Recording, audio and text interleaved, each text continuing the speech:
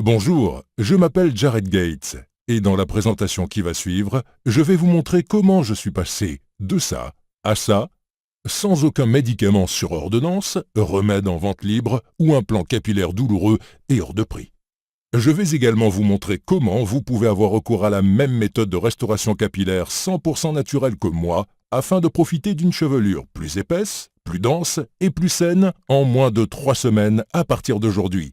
Je vais même vous révéler chaque étape de cette méthode au sein de cette présentation. Vous allez en plus, dans les 5 prochaines minutes, découvrir la cause fondamentale de la perte des cheveux chez l'homme et la femme, et cela n'a rien à voir avec l'âge, l'hérédité ou toute autre cause dont vous avez déjà pu entendre parler auparavant, mais avec une hormone étrange que votre corps produit à chaque seconde. J'ai 57 ans et je vis dans la périphérie de Saint-Louis, au Missouri. Pour moi, la perte des cheveux est arrivée tôt. Dans la vingtaine, une calvitie a commencé à faire son apparition gênante, provoquant beaucoup de blagues dans ma bande d'amis.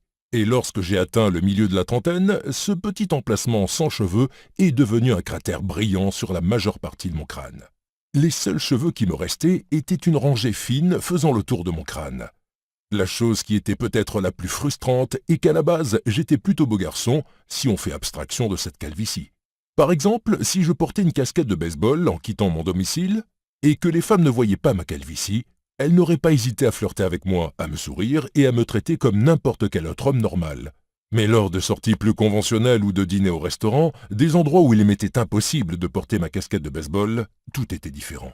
Les femmes étaient agréables avec moi, mais ne voulaient certainement pas flirter avec moi ou me montrer une quelconque attirance. Des hommes un peu plus jeunes que moi m'appelaient déjà monsieur. Le monde entier semblait réagir différemment envers moi, car je n'avais pas la totalité de mes cheveux. Dans la quarantaine, les choses commencèrent à aller sérieusement mal. C'est encore moi sur les photos que vous pouvez voir à l'écran. Faisant que c'est à ce moment-là que j'ai décidé de commencer à utiliser Rogaine. Je l'utilisais 2 fois par jour, chaque jour comme indiqué. Et j'ai attendu 4 longs mois qui, selon la société fabriquant le produit, était la période nécessaire à son bon fonctionnement. À la fin du 4e mois, les résultats étaient vraiment décevants.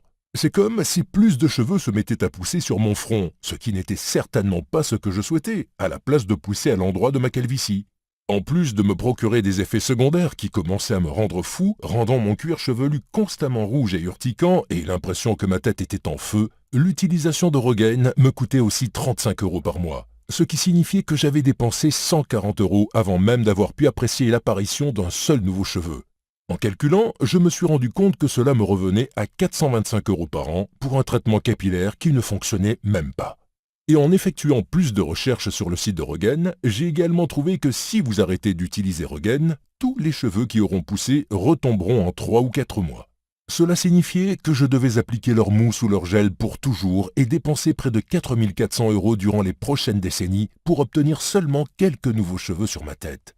Frustré, j'ai alors commencé à regarder d'autres alternatives à Rogaine, des choses comme Propecia et les génériques de minoxidil, mais ils avaient tous les mêmes problèmes. Ils étaient chers, inefficaces, possédaient des effets secondaires importants et vous deviez les utiliser pour le reste de votre vie. Je me suis donc dit « oublie ça » et j'ai commencé à m'intéresser aux implants capillaires. J'avais entendu une publicité pour cette technique sur la station de radio sportive du coin et cela semblait être un traitement plutôt légitime. Lorsque je me suis rendu compte de ce qu'impliquaient des implants capillaires, j'ai commencé à me sentir mal à l'idée de subir ce type de chirurgie. Je ne sais pas si vous réalisez cela, mais lors d'implants capillaires, le chirurgien fait des incisions entre 7 et 10 cm dans votre cuir chevelu avec un couteau. Il transplante ensuite des cheveux dans votre tête, un processus qui est à la fois anormalement écœurant et particulièrement douloureux par la suite. Oh, et puis il y a le fait que la procédure d'implant capillaire coûte généralement autour de 9 000 €. Et comme il s'agit d'une chirurgie esthétique, votre assurance ne la couvre pas. Avez-vous 9 000 € qui traînent dans un coin?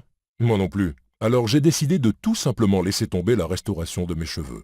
Je me suis dit que Rogaine ne valait pas de subir toutes ces irritations et effets secondaires. Et les implants capillaires étaient à la fois trop chers et terrifiants.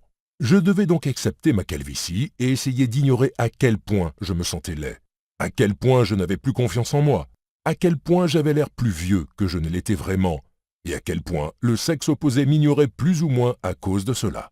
C'est ici que mon histoire aurait dû prendre fin si quelque chose de vraiment gênant n'était pas arrivé. Et je vais vous dire maintenant ce que c'était, car comme vous le verrez dans une seconde, c'était en fait la clé de la méthode naturelle de restauration capillaire que je venais de découvrir.